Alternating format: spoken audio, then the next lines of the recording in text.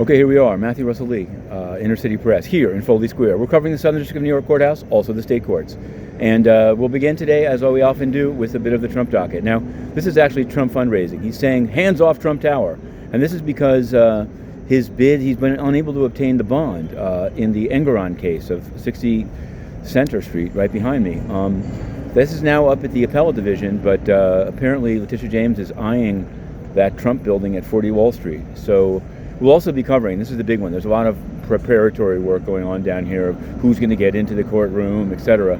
For the March 25th was going to be the beginning of the Trump criminal trial here in New York. Now it's just going to be a hearing, but it should be a big one, and we'll be covering it. And what's sad about that, not sad, it made me think. There's a sentencing that day in the building behind me, 40 Foley or 40 Center Street, however you choose, of a Bronxite. What grabbed me about it, he faces 181 months. It's a gang, drug, and gun case. But yesterday I was reading the sentencing submission, and it cites not just rap lyrics, but a song, drill rap, that's still up on YouTube. So I checked it out. And there's also one of his co-defendants, not a co-defendant, a parallel case.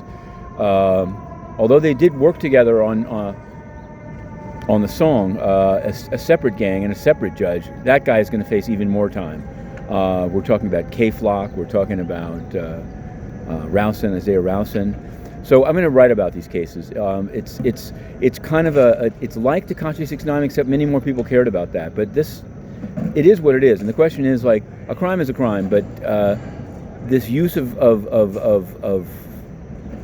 artistic creation to convict somebody is something that I'm interested in, and we'll continue to cover. Now, on the Menendez beat, his wife, Nadine, will have a curfew hearing tomorrow. We'll be covering it. They're saying her lawyer has a conflict, sort of on the Trump beat, I guess, as relates to the criminal case. Michael Cohen, he's out, but he's been seeking to get early termination of the supervised release. That was denied, but lucky for him, he also didn't get sanctioned for using fake cases that he blamed on AI.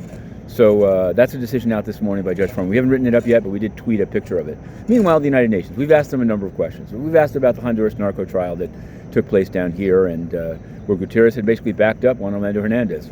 No answer at all. Now Guterres is today in the European Union, high-fiving over there. I'm sure he's trying to drum up money for UNRWA and various other topics, but they put out something that they called a stakeout, but there were no questions. There were no press questions. And here in New York, he's had Inner City Press thrown out of the UN for asking the wrong questions about his finances. But we will not cease. Inner City Press will continue to push it back in there, but there's more than enough news down here. And we're going to continue to cover it. To be continued, Inner City Press.